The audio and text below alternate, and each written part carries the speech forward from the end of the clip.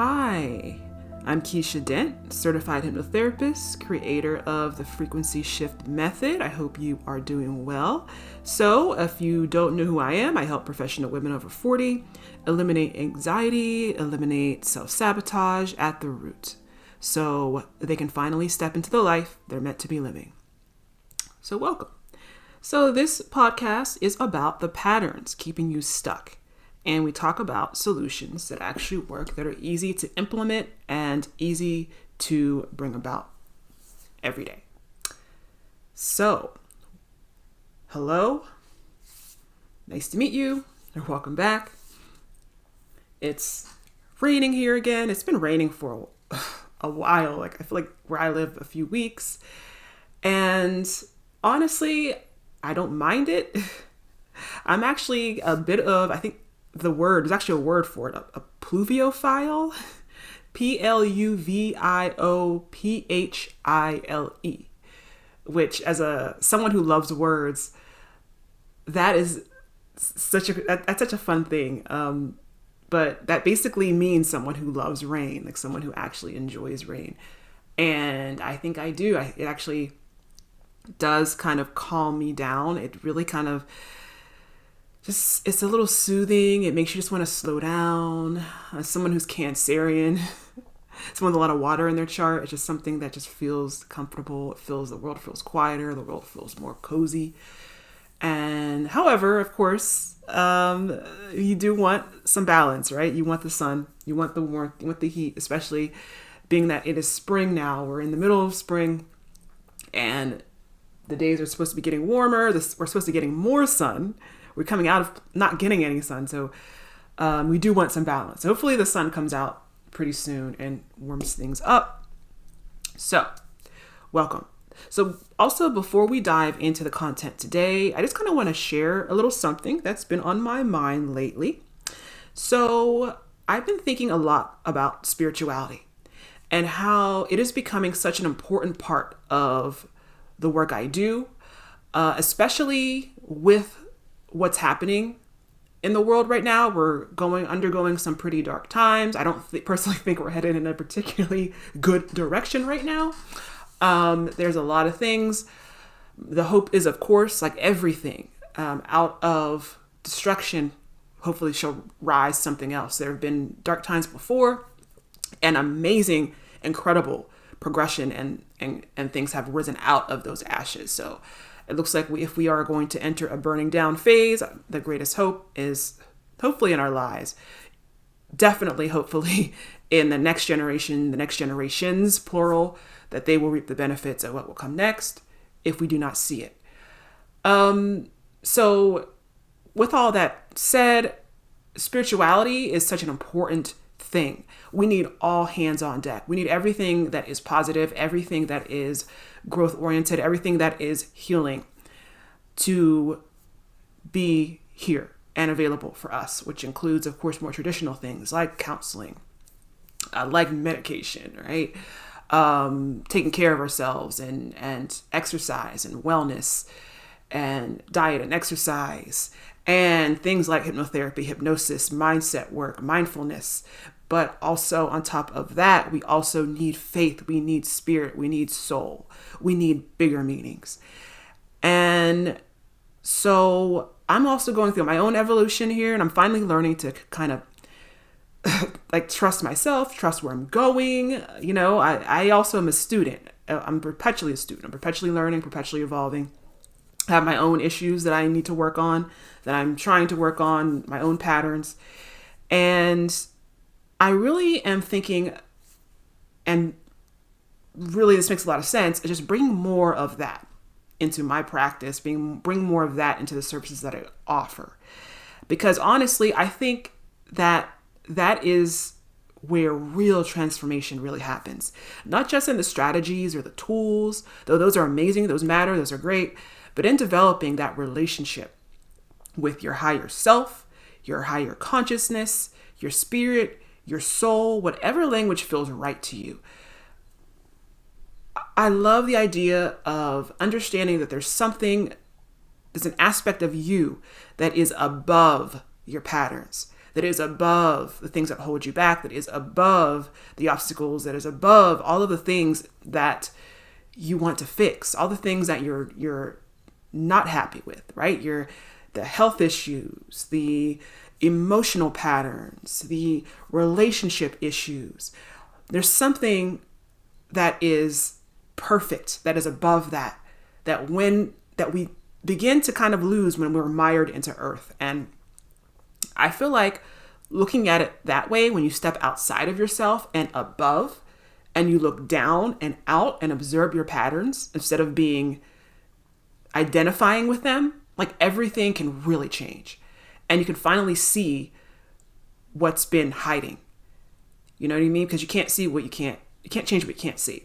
So that's kind of the lens I'm beginning to start looking through these days. Like that's always been the lens I've been looking through, but I've been kind of pushing that off into like my own thing. But now I want to kind of share that with the work that I do.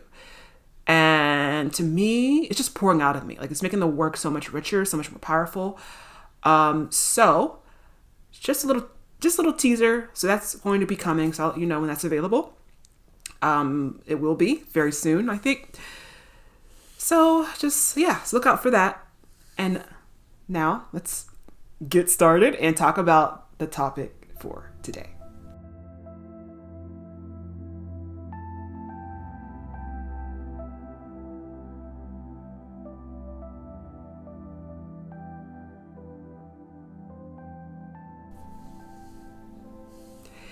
It's been 3 years. 3 years since you first had the idea for that creative project. 3 years since you needed to leave that draining job. 3 years since you realized the relationship doesn't fit who you are anymore. You told yourself you'd have moved by now. You told yourself just one more year to save money, to get ready, to feel certain. But here you are. Still researching, still preparing, still thinking about it. And then Sunday afternoon comes around and you sit down to finally make the decision. You spend 4 or 5 hours making pros and cons lists, Googling how to know if you're making the right choice, texting people for opinions, and you're exactly where you were. Exactly are right here where you were before. No closer to deciding, just more exhausted, beating yourself up, more ashamed that you still can't just choose, you still just can't move. And you tell yourself, well, I'm being smart, I'm just being thorough, I'm just being careful. But what if all that thinking is just sabotaging you, right? What if your mind is literally distorting reality to keep you stuck? And spoiler alert, it does that a lot. So today, we're talking about anxiety self-sabotage. And we're talking about 5 common ways that the mind keeps you frozen and how to finally take your mind back. So before we dive into that, I want to let you know about something that I'm hosting later this month. It is a free online workshop that's happening on Thursday, May 28th at 7 p.m. called Just One More Year, The Lie That's Stealing Your Life. And this is part of my From Anxiety to Empowerment support circle. So you can check that out. The link is in the description. And in this workshop, we're going deep on why you keep extending in situations that are draining you. We're going to talk about how anxiety distorts reality to keep you stuck and how to finally make that move. It's completely free. It's 60 minutes. And the link to register is in the description, okay? So if you've been stuck for years, months, weeks, a decade, that workshop is for you. So I would love to see you there. All right, so let's get into it. So as we were saying, your mind doesn't just interpret reality. It actively creates it. Okay? And I know this is something you've heard before, but this is accurate. This is real. And when your mind perceives a threat to your safety, it will distort reality to keep you exactly where you are. So for example, that exciting career opportunity, your mind transforms that into guaranteed humiliation. It will actually flood you with images of this. That relationship that no longer fits, your mind will convince you leaving would devastate everyone, that you're going to die alone and you're never going to find anyone else. The creative project that could fulfill your purpose, your mind shows you nothing but rejection, failure, and ridicule. Okay, to tell you all how this isn't safe because people in your family will see it and they won't like it. They won't like it at all. And the danger to this feels so real.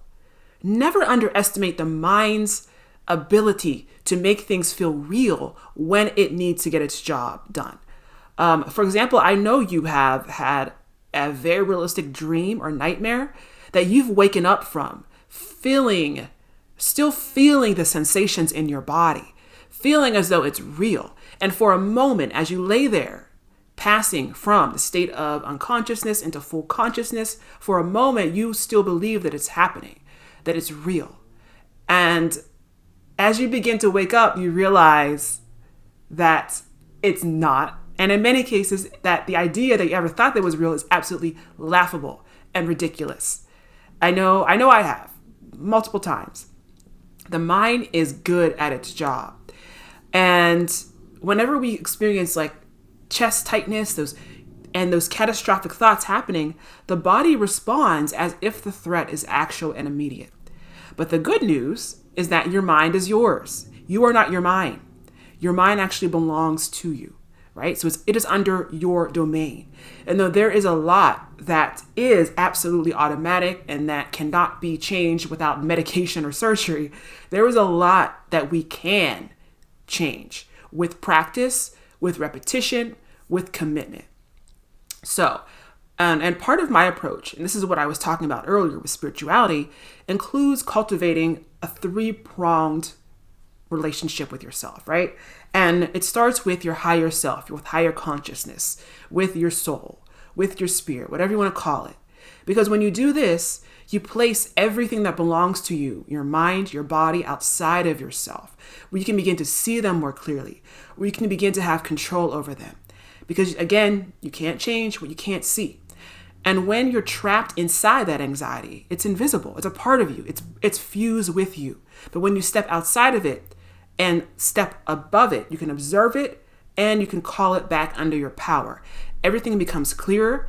Everything becomes smaller. Everything becomes more manageable one way or another. And that changes everything. So I just kind of want to reiterate too, that your mind has 2 jobs: keeping you safe and getting you what you want. And when these 2 jobs conflict, as they often will, safety wins. Safety is the default winner every time. And for example, I'll just show you how some of this can work out. So these are some common ways, 5 ways that your mind sabotages you. Number 1, the overthinking doom loop, right?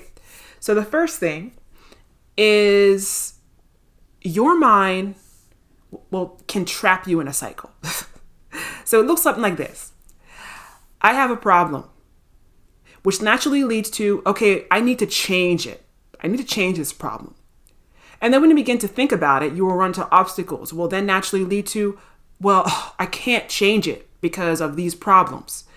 And because you're receiving obstacles and because fear is coming up, you then move on to, oh God, bad things are going to happen to me. And your anxiety increases even more.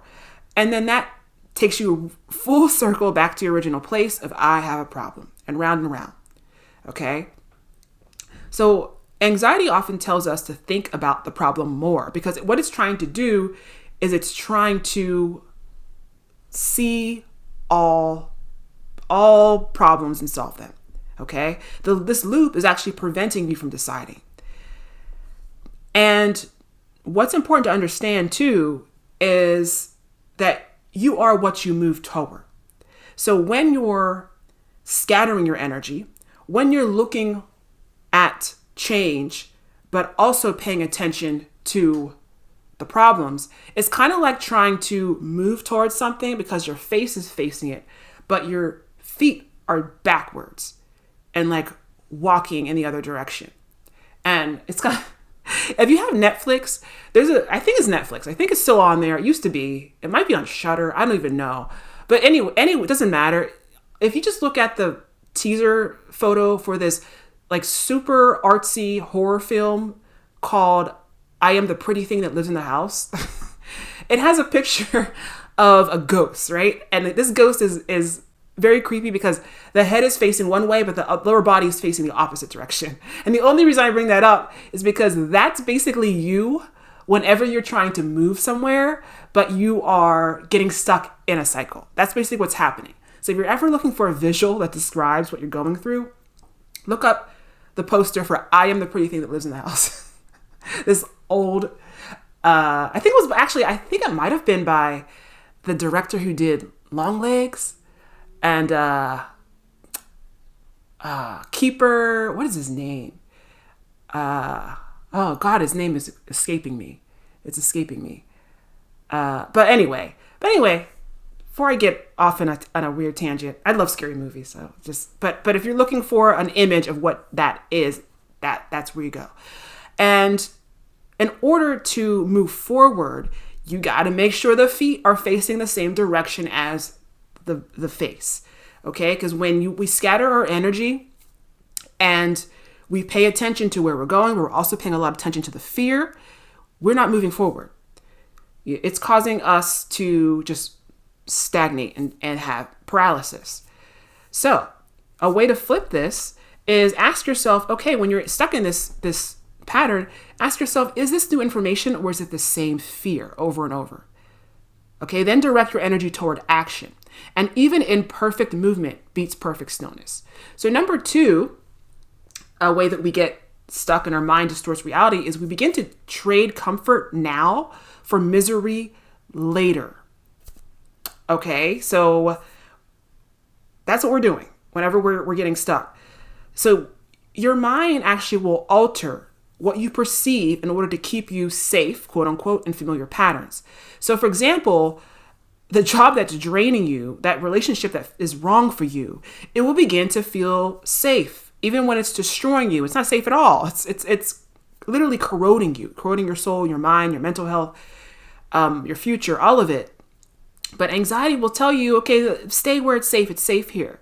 But what's actually happening is you're allowing your mind to distort what's going on, and it's actually beginning to choose present comfort for absolute future regret.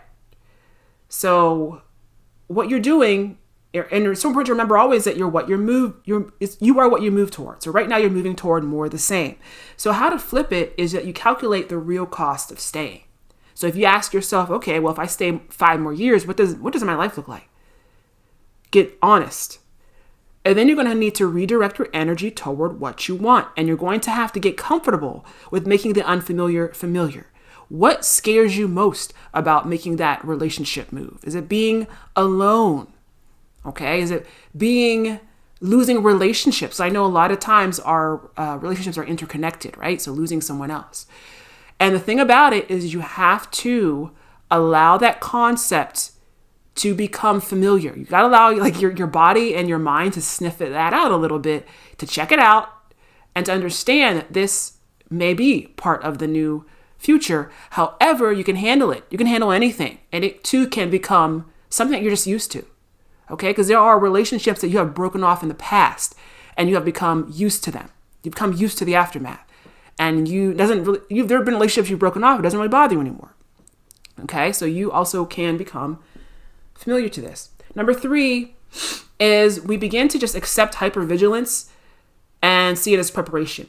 So if you prepare endlessly for a lunch, a presentation, a conversation, and you do it over and over, you're not really getting ready. You're just exhausting yourself at this point. Anxiety tells us prepare more, do more, be absolutely sure. But what's actually happening is over preparation is just preventing us from starting. It's actually doing it. The mind is doing its job. It's keeping us from moving. And so you're directing all of your force at preparation instead of at action. So how you flip it is you set a boundary.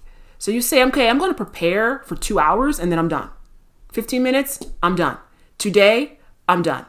Up to this week, I'm done, right? And then you redirect your energy toward action. You focus and you direct yourself forward. Number 4 is we let imposter syndrome block our visibility. So, for example, we may not launch the project. We don't apply for that role. We don't speak up, even when you have something important to say. What anxiety tells us is you're not qualified. What's actually happening is imposter syndrome is blocking your visibility, is blocking your purpose. And I want to remind you always, you are what you move toward. Keep saying that. And right now, when you're doing that, you're moving towards invisibility. So the way to flip it is to ask, okay, is this knowing? Is this intuition? Or is this fear dressed up as those things? And then you want to act as if you are qualified. You want to direct your energy toward visibility. Imperfect action always wins. And number 5 is we allow perfectionism to prevent completion. So we keep refining, we keep tweaking, we keep perfecting. Weeks become months, months become years, years turn into a decade. It's never finished because it's never finished. Our going over and over can never be finished. And therefore, the mind wins. What isn't finished can't be done, and we get to stay where we're at. So anxiety says, make it perfect first. But the thing about it is perfection never exists. Perfection is an illusory concept. It is a fiction. Even everything hailed as perfection, perfect pieces of art, the artist who created it will always rip it to shreds and will point out, even though everyone worships it as perfect, in many ways that it is actually not perfect and how it bothers them and how they actually had to tie their hands behind their back to prevent themselves from picking at it more or from ripping it off of the internet and starting over. This is a common thing because there's no such thing as perfection. Okay, perfection is it's an illusion, it's a lie, it's a way that this reality gets distorted to protect us from vulnerability, which also costs us forward movement. So we flip it by, again, setting a deadline, honor it, and understand that done is better than perfect, and we have to direct your energy towards finishing and moving. So these 5 things, these often come from subconscious programs that run so much faster than our conscious thoughts. There's so much more deeply baked in. Sometimes some of these things is we can quickly change automatically, right? Some of these things are easy changes and improvements for us. However, a lot of it is not. And this is why willpower alone often doesn't work. We're often trying to use like 5% of our mind to override 95% of our mind. That's basically the conscious is the tip of the iceberg. The subconscious is what's underneath. So what actually works here is reprogramming the patterns at the level where they live, which is your subconscious mind and your nervous system. And that's what frequency shift does. So it develops your relationship with your higher self. It makes the invisible visible. It turns your frequency on and activates it so that anxiety stops distorting your reality. So you can actually direct your energy toward what you actually want instead of scattering it in loops. Okay? So if you recognize these patterns in yourself, if 3 years have passed and you're still stuck, that's okay. What's often happening here is you're just running at the wrong frequency, and that frequency can be shifted. So I'll say it finally one more time. You are what you move toward, and where you consistently direct your energy determines your destination. And we talked about the 2 parts of the mind, the 2 jobs, right? The 2 jobs. The mind wants to give you what you want, and it wants to keep you safe. And it's often this conflicting thing that keeps us stuck, that causes so many of our problems. So frequency shift, which is a method I created, does this. It reprograms the subconscious, creating the It reprograms the subconscious patterns, creating self-sabotage, so you can finally direct your energy consciously instead of letting anxiety scatter it. So it develops your relationship with your higher self, so you can place these patterns outside yourself, make the invisible visible, and finally see what's been keeping you stuck. So this isn't really about just managing symptoms, just coping, right? This is about deep subconscious reprogramming, and it's about nervous system regulation. So your mind finally works for you instead of against you. So if you're ready to explore whether this work is right for you, I'd love to have a real conversation with you. So book a free call with me. You also can find the link there. And on that time, we're just going to have a actual conversation about where you are, where you want to be, what you've been dealing with, what your story is right now, and whether frequency shift is right for you. Okay, no pressure, no obligation, just clarity. And again, if you want to experience this approach and get practical tools you can use right now, then join me. You can meet me for free. Join me for my free online workshop, Just One More Year, The Lie That's Stealing Your Life. And again, that's coming up this month, Thursday, May 28th at 7 p.m. online. And it is part of my From Anxiety to Empowerment support circle. I do monthly workshops that are free on different topics. So that link, again, is in the description. That's it. So if you've been stuck for years, it's time to move. It's time to clear out the distortion in your mind. Again, my name is Keisha Dent, and I want to remind you always that in order to change your life, you must first change yourself. Thank you so much. I'll see you next time.